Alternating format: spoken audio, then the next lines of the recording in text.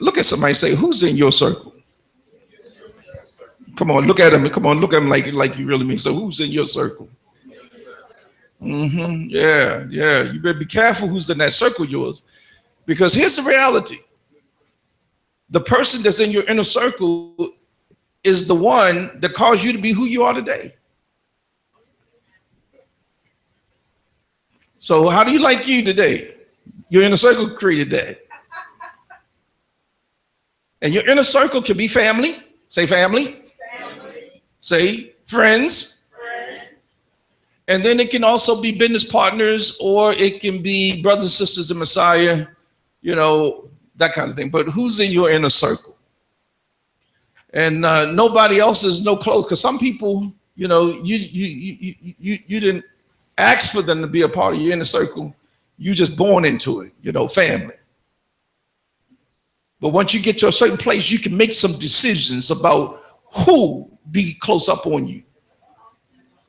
Because having the wrong kind of folk, even when they're family, they hinder your development and you reaching your full potential, because they are part of the inner circle and you permitted it. See, because when you were born into it, you had no choice. But as you grow up, you do got a choice where you can keep them on the outside and still recognize their family and love them, but keep them on the outside of your circle.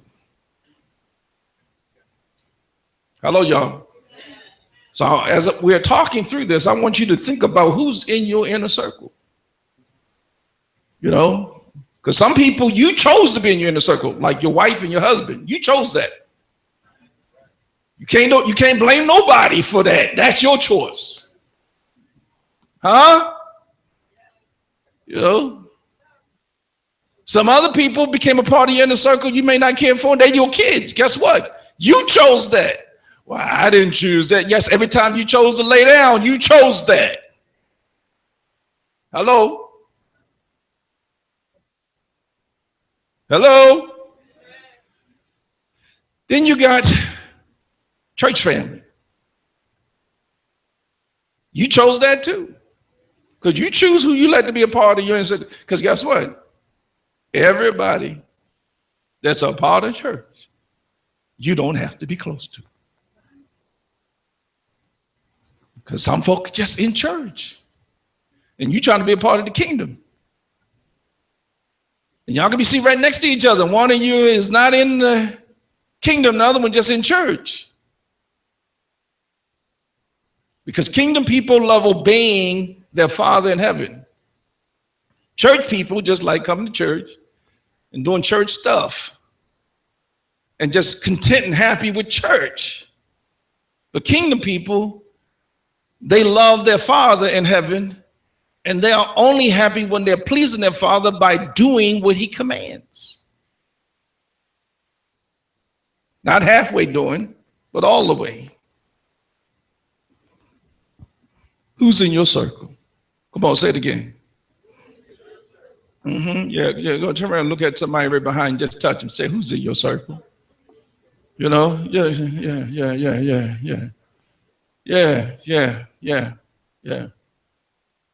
Listen to me. I'm at that stage of life where you call getting to be a senior citizen.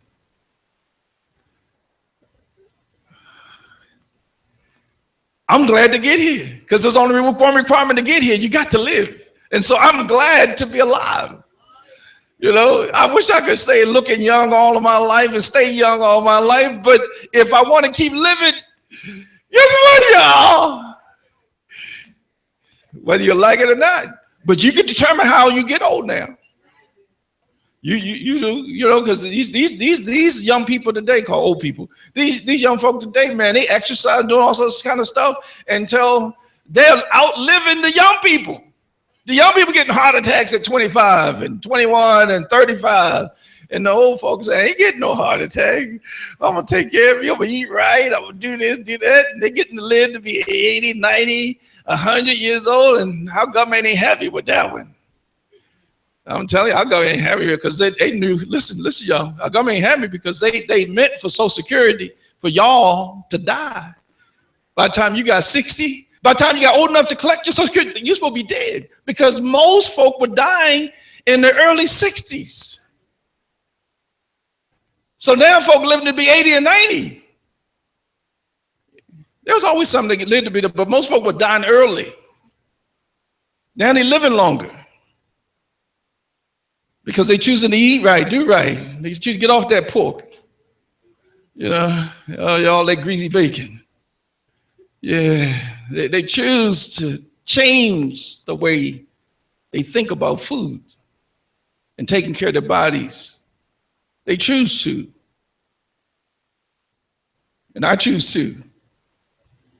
I'm confessing my body gonna function better in my 60s, 70s, and 80s than it did in my 40s and 50s. You know? But saying it means nothing. You gotta get off your butt and do something. Now, why I'm saying all of that? Because listen to me carefully. If you die old, it's your fault. Old and alone, it's your fault. Because you chose the wrong circle. Listen to me. If you're smart, you old people, listen, you're smart. You better be friends with some young folk. Because all your old inner circle, they may die before you.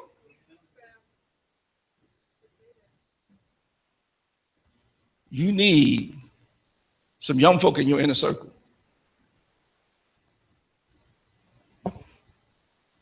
I know nobody wants to say the old, but let's just all just say that we need some young folk in our inner circle.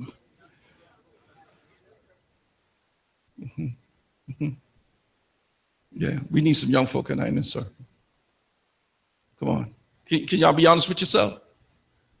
Huh? Need some young folk in your inner circle. You see?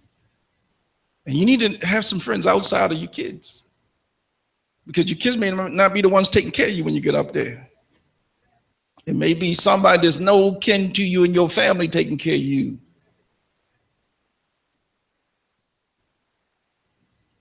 That's why you need to open your heart and touch everybody, but don't let everybody in your inner circle.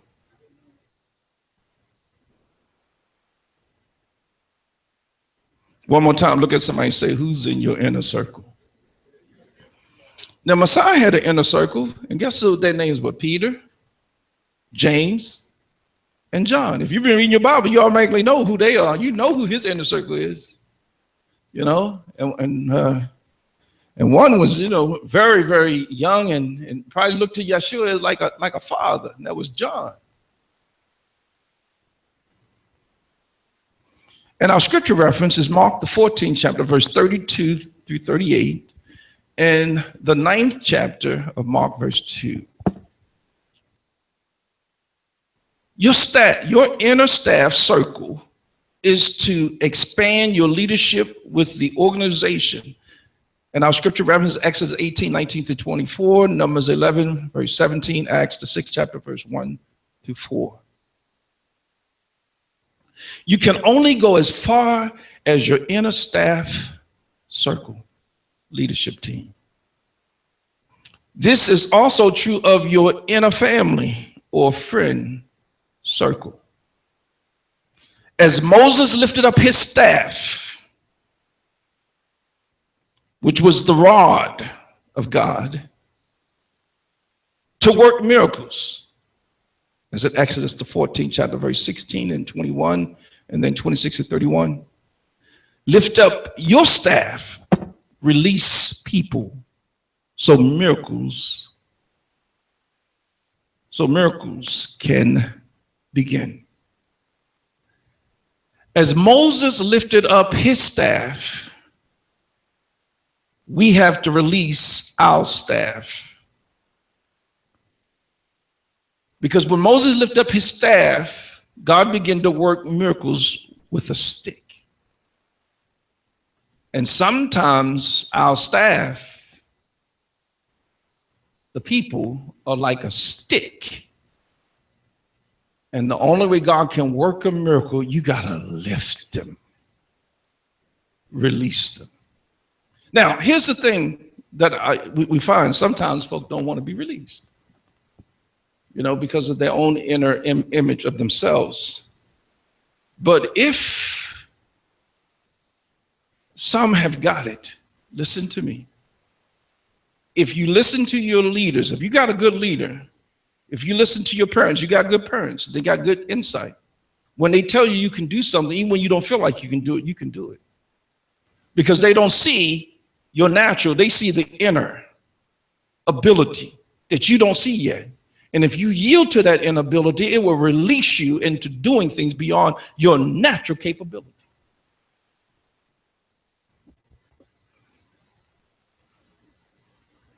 And I watched over and over so many people who refused to yield in obedience to be released. Messiah had his disciples do all his leg extension and expansion work for his ministry. Those who cannot increase you will inevitably decrease you, Mike Murdoch.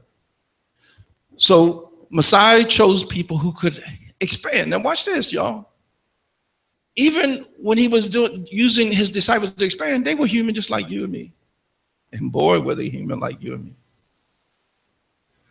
Man, you need to read the Gospels to see how human they really were. You know, we look at them and we hold them as icons in our minds, those 12 apostles. But man, when you read the Gospels, you get to see how human, how fleshly they were. And the reality is that God uses humans. Are you human? Then you're qualified to be used by him. Are you humans with issues? Now you're even more qualified to be used by him. Because he loves to use people that other people do not look up to. He like to take the folk that folk don't look to and lift them up, exalt them above the folk people do look up to. Like taking drug addicts and prostitutes and taking, wife beaters and people who, do all the dirty incest and rape and things and clean them up and turn them around and use them for the good to show his power through them in ways that humans cannot even comprehend.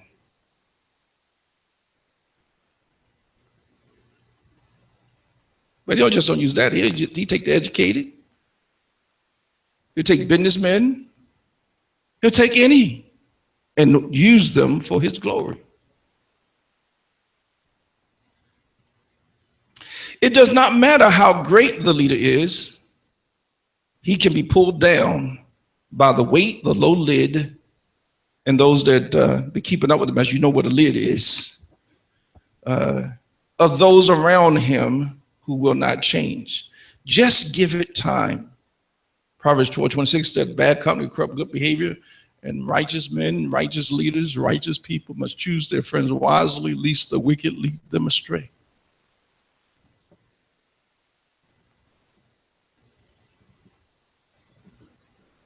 You let the wrong person into your inner circle, it can hinder your whole process of development. It can't stop you for what you can do individually, but it can stop the magnitude of the greatness of what you could do in reproducing yourself because they're in your circle. There are people who have never reached their full potential because they would not choose a different circle. They would not leave the circle they're in. Sometimes it can be mates, it can be children, it can be moms and dads, it can be close friends, it can be anybody, it can be anybody that become a hindrance to you and your development in regard to you excelling at your best, because you allowed them to become a part of your inner circle.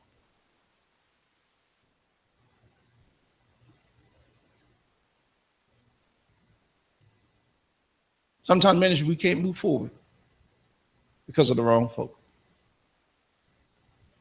with the wrong attitudes. We can't.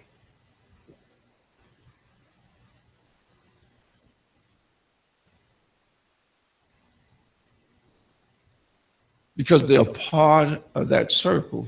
Even if they hold themselves up a distance, they're part of that circle, and they're constantly hindering, and they can't even understand. And sometimes you can if you don't have spiritual insight. The leader must keep his standards high. Say high. He must keep his standards high and resist lowering the standards. Listen to me, y'all.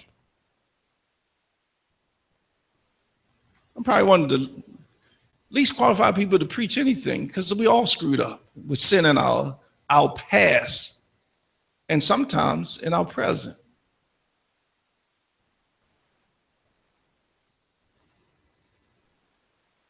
When I'm up here and I'm trying to talk about the ideal that God has for us as men, and I got a past that's full of Odills, sometimes them two just don't, it seems like in the eyes of people don't merge.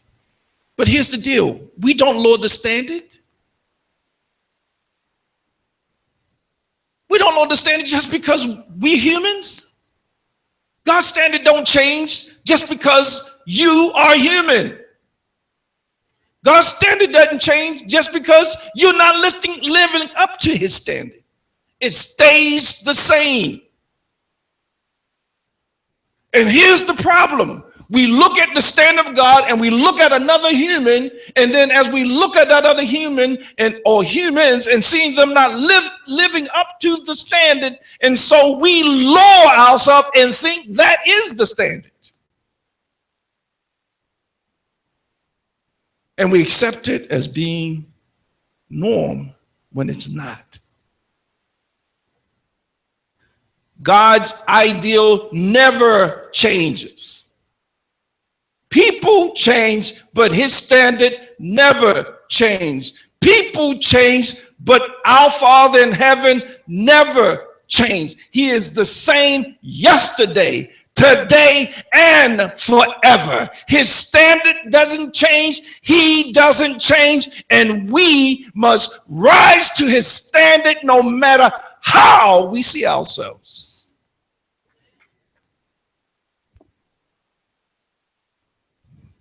Again, the leader must keep his standards high and resist lowering the standards, thereby causing the people to rise to his, now we're talking about his being God's standards.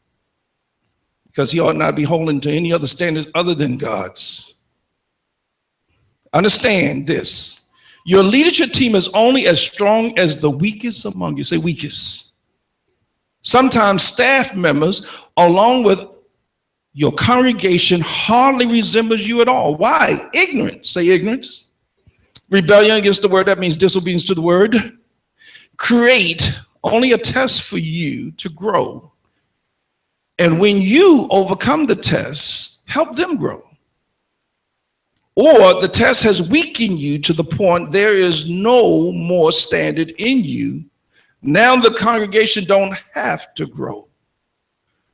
Other times you have become weakened without you even knowing it, and the congregation is looking just like you, weak, etc. And that etc. can go from anything to immorality to whatever. I know I'm a leader, so I get to go to congregation. I know certain spirits. When somebody says, "Oh, I go to such church," you can see that spirit right on them. So, I go to such church, you see that spirit on them. Oh, I go to such church, you see that spirit on them. You know, there's always an exception to that rule, but in general, you can. Because when that leader is immoral, that immoral moves from him onto the lives of the people. When that leader life and his marriage is terrible, that spirit moves. And even when a person got a good marriage, all of a sudden that marriage starts getting unhealthy and they can't figure out why, because they're under poor, bad marriage leadership. There's no perfect marriages, y'all. Or let me change it. Marriage is perfect. The people in it aren't.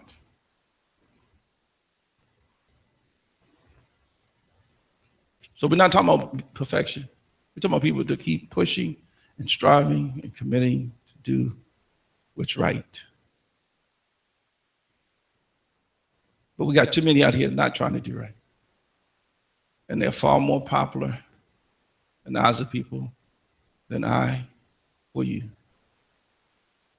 And they're not trying. They're not holding to a standard that God gave. They created their own. One man can be a crucial ingredient on a team, but one man cannot make a team. That's a quote by Kareem Abdul-Jabbar. The greatest destroyer of a championship team, is a weak person who should not be on that team. Sometimes it's the best player who doesn't know how to work well with others. This makes this player the weakest. Most of the time, it is one of the other players on the team, because most great players always want to do whatever it takes to win. And they'll do whatever it takes to win, even if it means they have to do less or not be, quote, the shining star. As we've seen with the team that won this year, the Warriors, which I did not want to see them win. I want to see the East win, because I get tired of being dogged by those, or the East or the West, and call us the JV team. You know, we the weaker team, league, you know, rather. Oh man, I hate being dogged by the press, belittling the East Coast like that. Oh, it's not just the East Coast, but all those, quote, represent the East. But one thing I can say without a doubt, to see great people, you got three of them can be easily a number one person on another team, easily, but work together wonderfully as a team.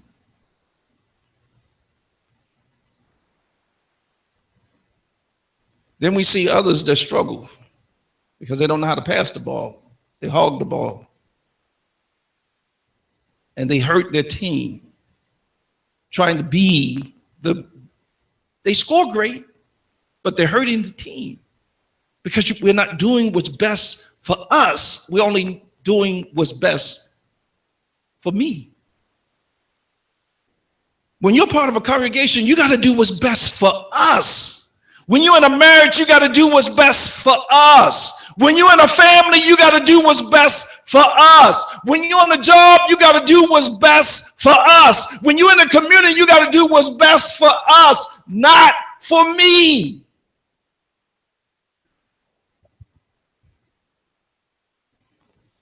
So if you want the best and rise and see the community become its best, then you have to do what's best for everyone. And when I say everyone, I mean as a whole, not necessarily best for every single individual, but what's best for everyone as a whole. Because when you do that, even the individuals that are in disagreement will find out how great it is for them.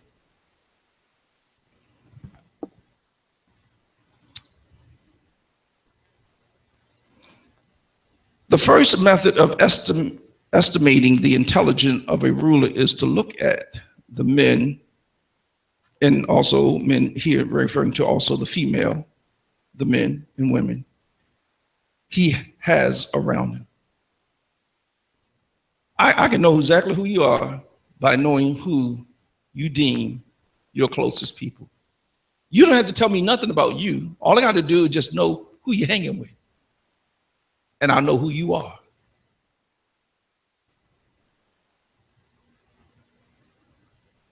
Parents know that. All they do is why we always want to observe our children's friends, so we know exactly who our child is going to become based on who they're hanging with.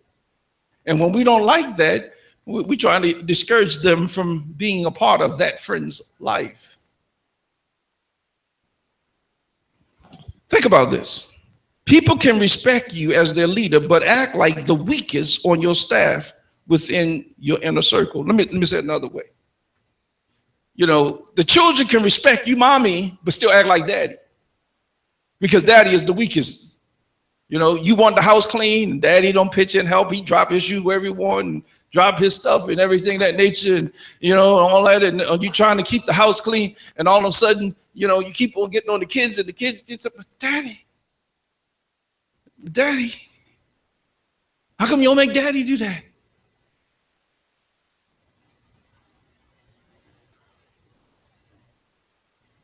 You trying to keep the house clean, husband, and the wife, she it ain't important to her. And so you're trying to get the kids to help keep the house clean, but they say, mommy.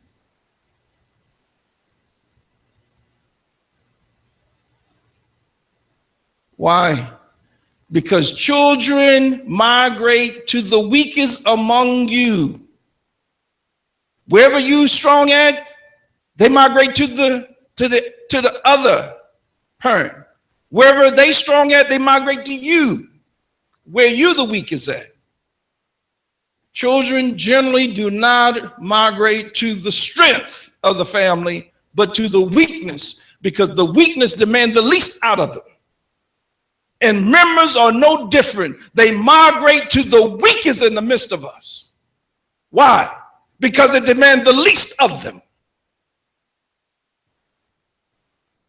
Employees on the job migrate to the weakest on that job. They don't migrate to the hardest worker on the job.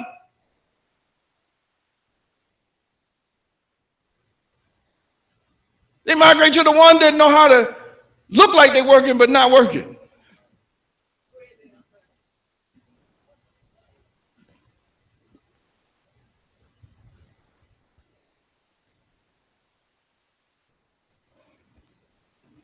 Why? Most people migrate to the level easiest to climb. Develop your weakest leader in the family, in the marriage, on the job, whatever, at church. If they won't grow, pray the Creator will send you some new leaders. It will lift the law of the lid in your congregation, in your home, on your job. And that works in your favor. Listen carefully here. The right staff skyrockets the ministry's potential automatically. Let me say this another way. The right man in your life will skyrocket your life automatically. The right woman in your life will skyrocket your life automatically.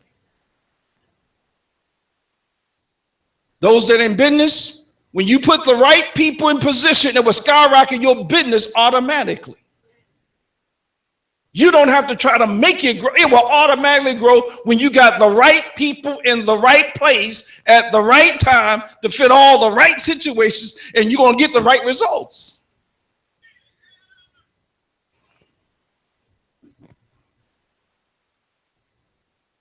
In Acts, the 6th chapter 1 through 7, but verse 7 makes it clear. When those deacons were placed in position, which was most people don't realize they were in the pastoral part of the ministry, taking and tending to the sheep, they skyrocketed the ministry, being in the right place. The church no longer had addition, but it started multiplying when you put the right people in the right places. Or God send the right people and you allow them to function in the right place. It allows everything to skyrocket. All right, when you have already used time management to the fullest, but you want to accomplish more, your priority is already leveraged to the hilt, and there are no more hours in a day. How do you go to the next level? You must practice the law of the inner circle by getting the people to do what you can do without you being there. Sometimes you have to move in your new leadership in 3 stages. Your best leaders first, the better leaders, first the better leaders, second, the good leaders, third. Let me say it again. Sometimes you have to move into new leadership in 3 stages. Your best leaders first, the better leaders second, and the good leaders Third, you're going to go nowhere without leadership. Now, how did that work in your house? All right, get your husband on your team. Get your mate on your team. Then all of a sudden now they participate, and now the kids participate more easier. Hello, y'all. You go and you look at the most important person that influenced the most people in your group on the job. Get them to participate, and then watch the others start following. In the congregation, no different. That's why all those staff, they don't understand how much they influence. The inconsistency, the lack of this and that and the other, and how much they hurt everything. They don't get it. Why? Only because you're caught up in yourself. You're not looking at what's best for us. You're only looking at what's best for yourself. And if we're going to ever become with the Creator, you got to look at what's best for us.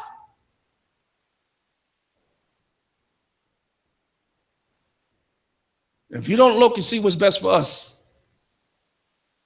then you'll never be at your best. Because the only way you can ever be at your best is that we are at our best. Can you think a marriage be great without you being at your best?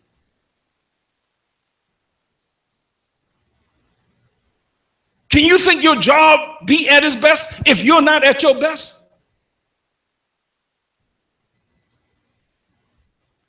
You think your community be at its best if you're not at your best? Because increasing or improving everything on every level starts with yourself. If everybody in the community got their house looking nice and their yards cut grass and all that, your grass cut nice, neat and everything, and yours the only one, there's high grass, nobody take care of nothing, things falling down, this, that, the other, you have hurt the community. You are lowering the value of the community. Same thing on the job. Why so many companies go out of business? Because a bunch of people are not doing their job.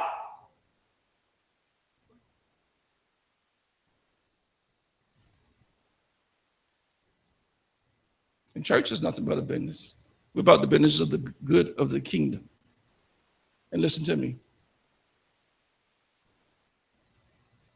1 out of 10 churches, they fail within the first 5 years. And then 1 out of the 10 that succeed, now you get 10. So 100 churches, 90 churches failed, now you got 10 to succeed. And 1 out of that 10 failed in the next 5 within 10 years. It's no different the failing in businesses as it is with the church. But what causes to fail? A combination of a lot of things. You can start at the top with leaders, and they can start at the bottom with the employees. Because when leaders do their right, do what they're supposed to do, but employees not doing what they're supposed to do, it still cause the business fail. When pastors do what they're supposed to do, but members ain't doing what they're supposed to do, it still causes the congregation to fail. It can go any direction. It all depends on what's going on there. So let's say yes. What do we mean by we say yes? Successful teams are one whose members say yes to big dreams. Say yes to big dreams. No, you're just supposed to say yes. Yes. Yes to great challenges.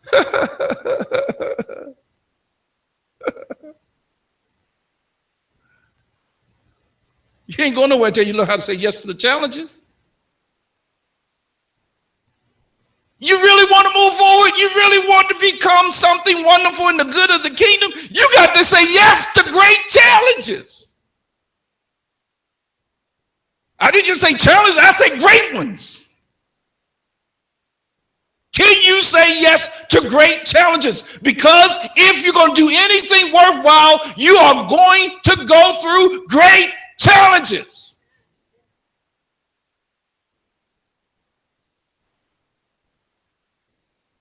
Y'all heard that old saying, every new level, new devils. So every level you go to, there's going to be some more challenges, and they're going to get greater. But as your spirit stretches, they get easier.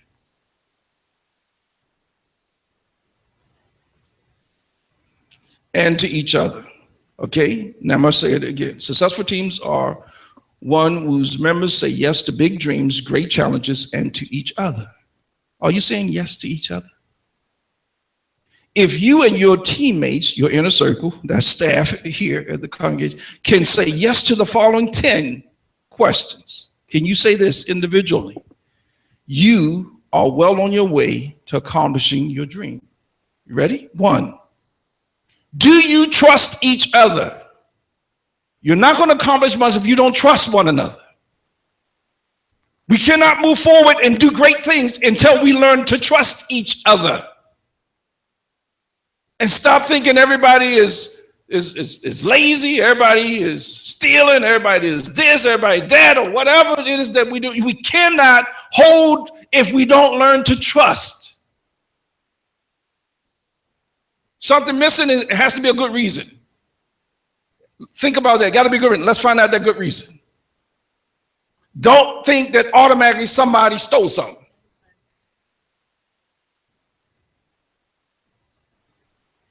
We must trust one another. Look at somebody. We got to trust. Look at somebody and say, we got to trust. Now, even though I'm saying this, think about this in your relationship. If you're in a boyfriend-girlfriend relationship, if you're married or whatever, you think about this in your relationship as well. You know, and think about this about your inner circle. Do we trust each other? 2, do we have concern for each other? I just don't need to love you. I need to like you too. How do I get to like you? By learning to appreciate who you are in spite of the fact you're different from me.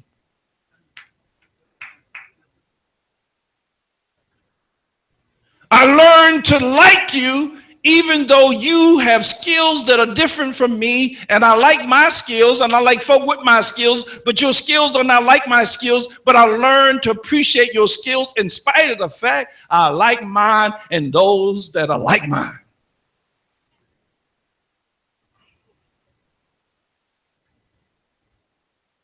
There's no hidden secret. Teachers like teachers, evangelists like evangelists. Prophets like hanging around prophets. Apostles like hanging around apostles. Hello, y'all. Deacons like hanging around deacons. But if you're going to grow, you got to learn how to hang around folk different from you. And you got to learn how to appreciate folk different from you.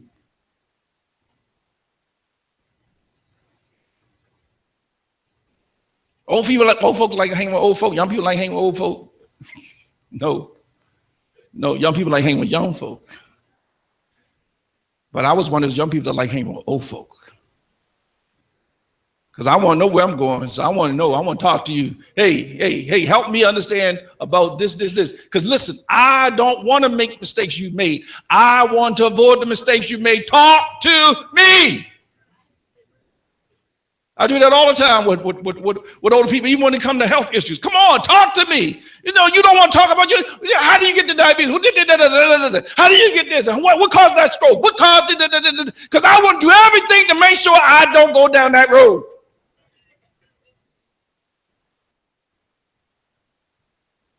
But we don't want to talk. But the only way you're going to avoid some pitfalls, you need to learn from those that already fell.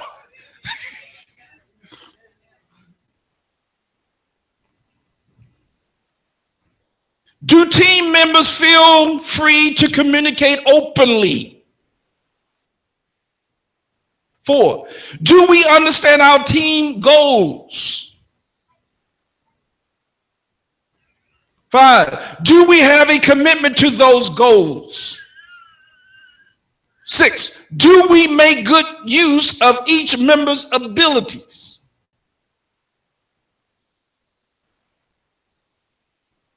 Listen to me. Sometimes we can't make good use of our other members' ability because we like doing everything. And sometimes, in order for us to move forward, you got to slow down and let some other folk help. And then as other people help and they learn and understand what you do, then it speeds things up even faster.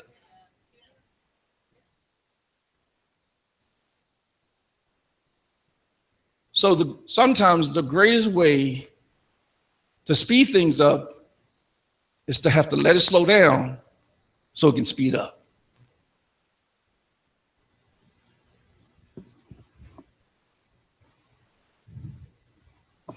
Do we make good use of each member's abilities? 7, do we handle conflict successfully? How well do we handle conflict with each other? 8, does everyone participate? Everyone participate in the marriage. Everybody participate on the job. Everybody participate. 9, do we respect our individual differences?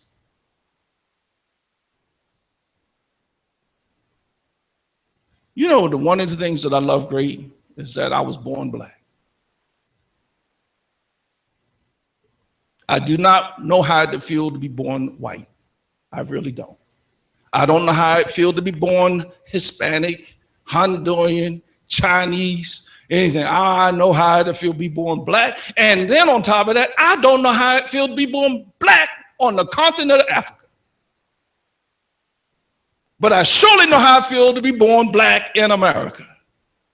So since I was born black in America, so I like learning from other blacks that were born in different environment than me. I like talking to other white folk who were born different than me, whether they're rich or poor, anything between, Hondurans or whatever. I like listening and learning from other people. And when you begin to realize it, guess what? There ain't much difference between none of us, no matter which way we were born.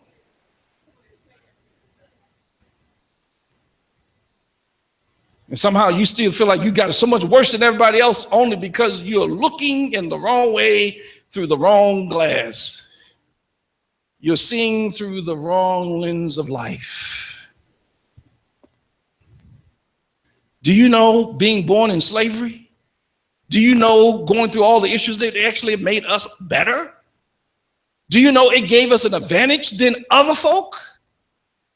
You can't see that. Let me give you an example. Do you know me become a father at 15? Do you know it gave me advantage over other younger men? Why? Because I understand responsibility at a greater level because I was committed to it.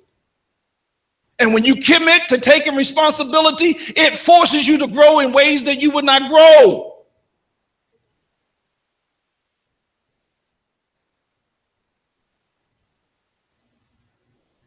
So when I became legally married at 18, I done seen enough stuff. I done watched enough stuff. So it allowed me to commit to stay faithful to one woman for now over 40, soon to be 41 years just next month. You don't learn to do that unless you done seen some stuff in life. Because if you ain't seen some stuff in life to make you say it ain't worth it, you'll sure do it. When you done seen enough stuff in life, and I got to experience enough early, guess what? It gets you to say it ain't worth it. Number one, I don't want nobody doing that to me. Number two, it ain't worth it.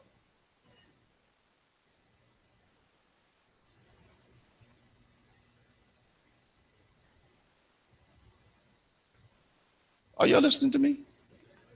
Can you comprehend what I'm saying? Your mama made you clean the house, made you cook. You did all that stuff at an early age. Guess what? It gave you an advantage. I had to work on the farm. I didn't get paid. But I had to work on that farm. Work hard, dig holes in the ground, pull up weeds. Sometimes the weeds underground longer than what was shooting up above the ground. Sitting there, you gotta dig that in.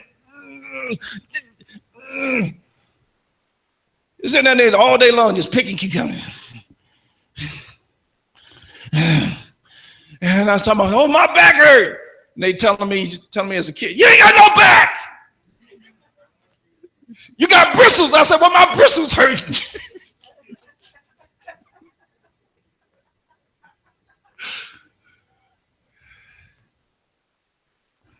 I couldn't appreciate it.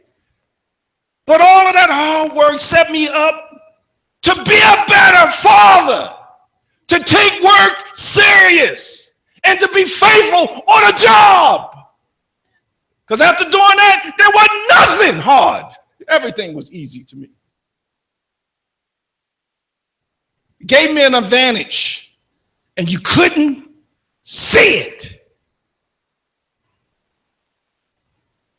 And black people in America, listen to me. Slavery gave us an advantage, but you're too blind to see the advantage it gave you.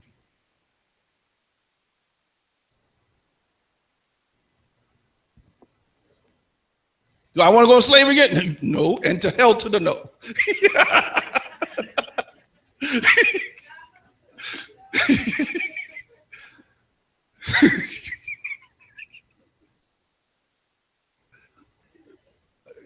That's the worst I'm gonna get right there. You know, only thing I go from there in the blank, no. No, I ain't shit going back to no slavery. But it did give us an advantage if we learn from our history, and most of us won't learn from our history.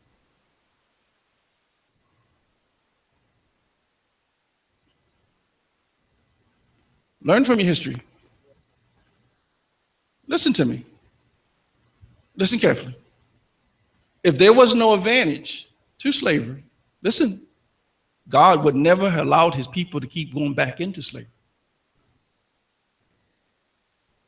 He understood things that would do for them that they didn't understand to do for them.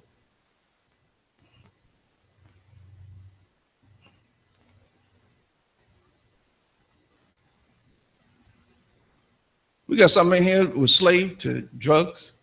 When you got free, it gave you an advantage. Some here was a slave to sexual immorality. When you got free, gave you an advantage. You were a slave to anger. When you got free, gave you an advantage. You've been in and out of jail, and you got free, gave you an advantage to folk who never been. Because they want to do something dumb to go. And you say, look, look, I've been there. I know what it's like. It ain't worth it. It's not worth it. She ain't worth it. It ain't worth it. He ain't worth it. You don't know what it is to, and you can't appreciate freedom to its fullest until you've been enslaved. Do we need to be enslaved to appreciate freedom? No. And do I have to say it again?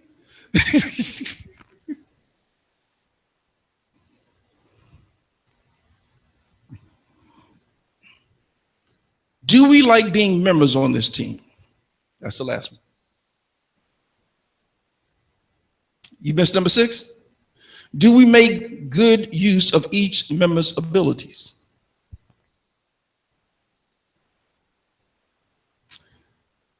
Now, how to see your way into better teamwork? We're wrapping this up. It takes a team to achieve a dream. Say that with me. It takes a team to achieve a dream. But what does it take to create a team?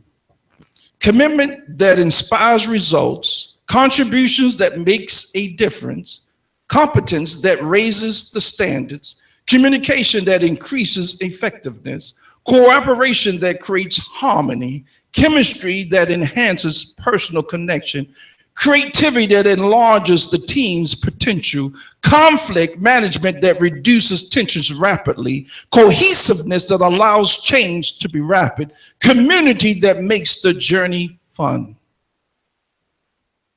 If your team can seize these C's, then you will be able to see your way to victory. It takes a team coming together is a beginning. Keeping together is a process. Working together is a success.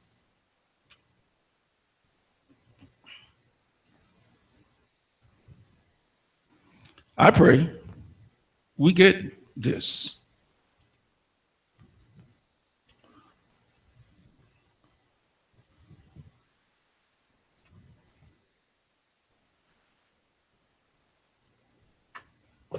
because we're not going nowhere without leadership.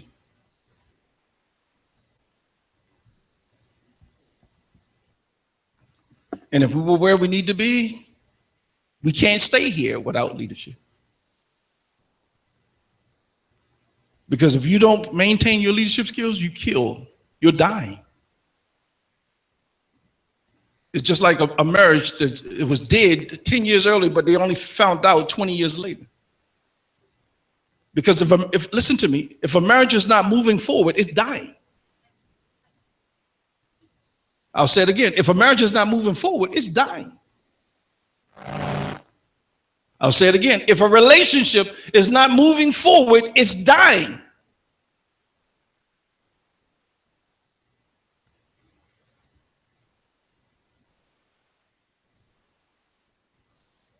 And if we are not moving forward, we already begin to die. It's just a matter of time before they place the spiritual dirt on you and say, you're dead.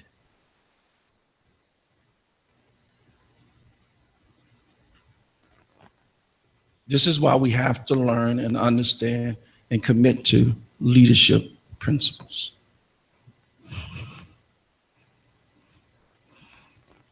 We were always given some. I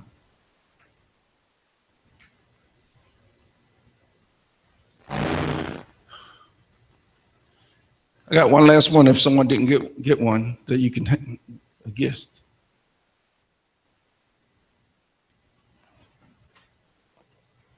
Yes, sir.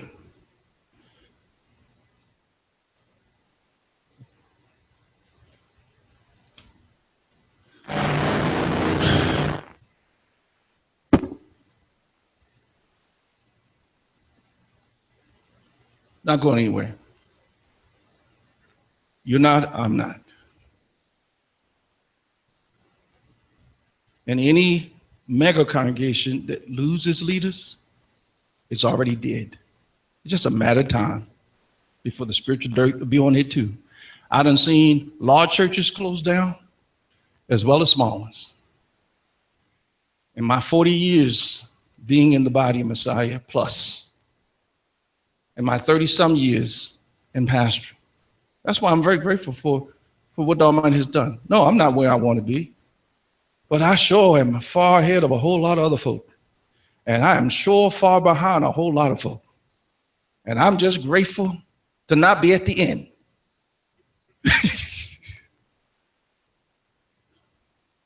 Because I don't care how bad life is, it can get worse. Your life can get worse. Oh, you ever said this to yourself? It can't get no worse than this. And then boom, life happens. You say, oh my Lord. You know? Yeah. Don't ever lie to yourself and say life can't get worse than whatever it is. Because it can get worse. Oh yeah, it can get worse. Are we ready to rise up? Are we examining in our minds? Are you looking at that inner circle that you got?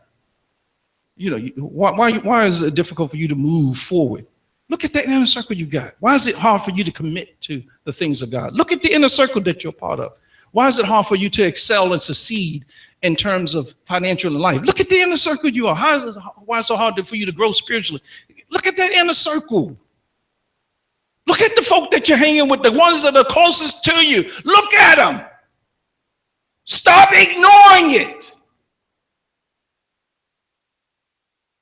Sometimes it's difficult, but you got to push some of those folk that's dear to you aside so you can move forward.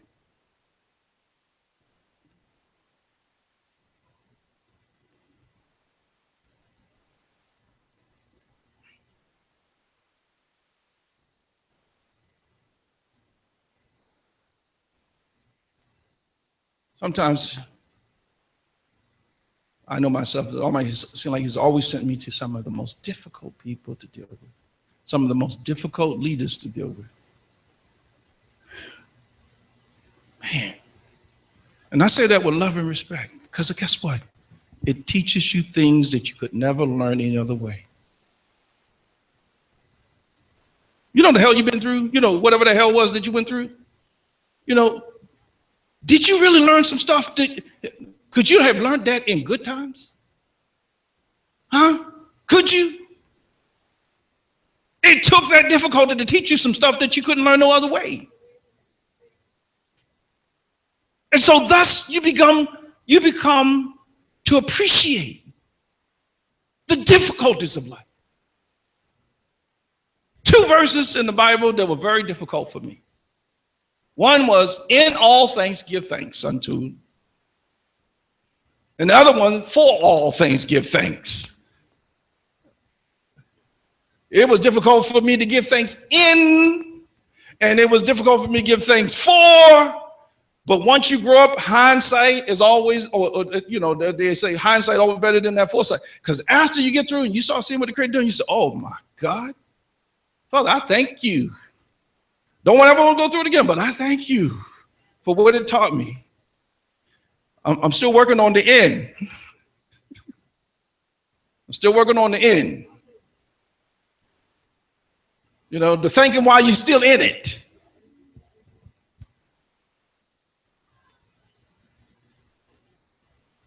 You know, thank him while you're in it. You know, like most of you or mothers, you know, become a mom and you're pregnant and all the contractions and pain and morning sickness, all that kind of stuff, you know, you're always looking forward to be the mom, right? So you got to learn how to appreciate in the midst of all of that. Thank him. Thank him. Fathers, baby wake you up at midnight, you can't get hardly no sleep, you still got to be to work, 6, 7 o'clock in the morning, But you got to learn how to thank him in. Because it won't always last. They will grow up. And you will miss. You will miss. I still remember all my kids, when they were babies. Remember holding them, man, there's nothing, a great joy than holding your own kids in your hand. And that's man, you hit the largest lottery of all. Man, just your child. These are yours. Yours. But they outgrow that. And most fathers, we really want them to outgrow that one quickly. Come on, let's get to the walking stage so we can do something with you. Mama's, but daddy's, grow up. Then after grow up, we play ball with you, everything. We want you to grow up and get on your own and take care of yourself, pay your own bills. If you can, help out over here and pay some of mine too.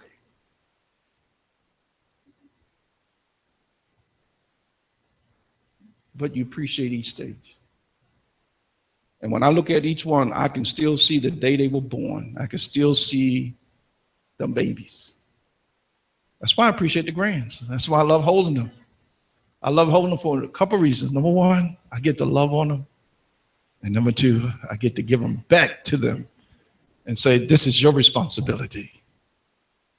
You take care of them. And please don't die. No, because you got to pray that one too. Please don't die. So you can be alive, still alive, and take care of your kids.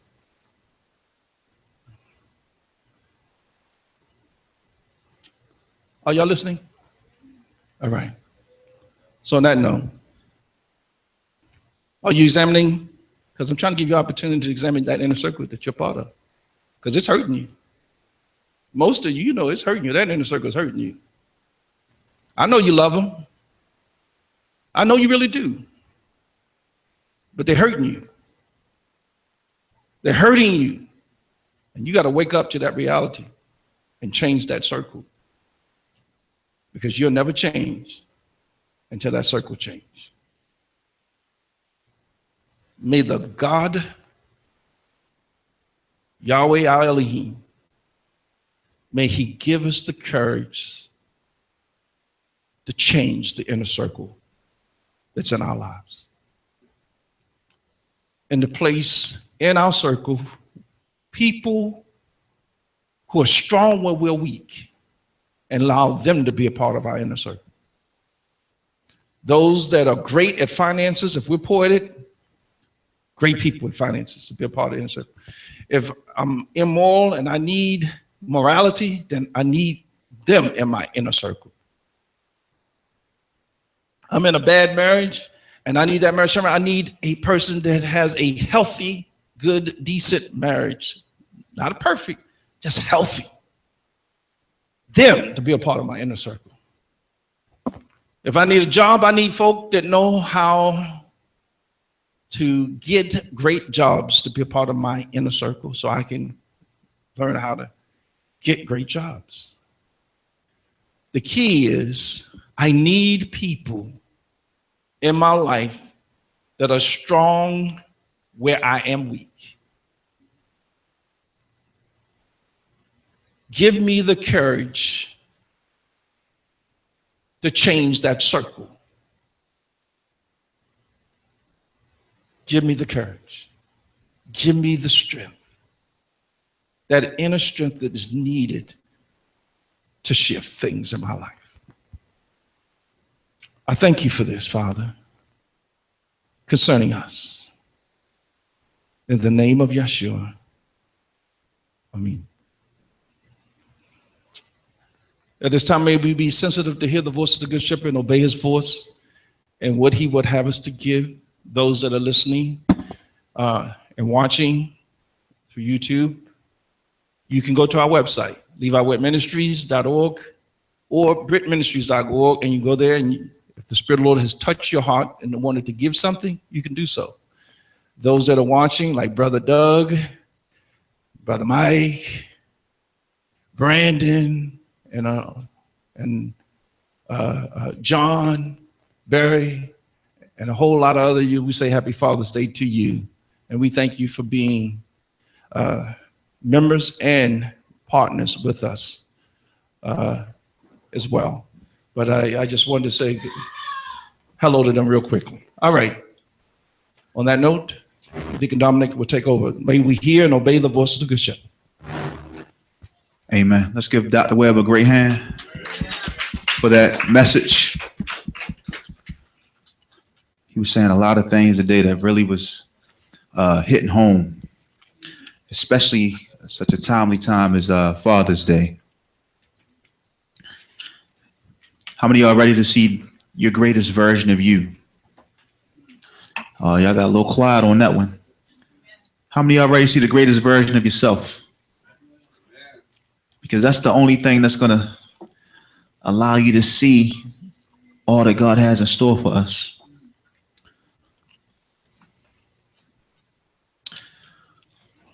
Y'all got a little weak on that, but that's all right.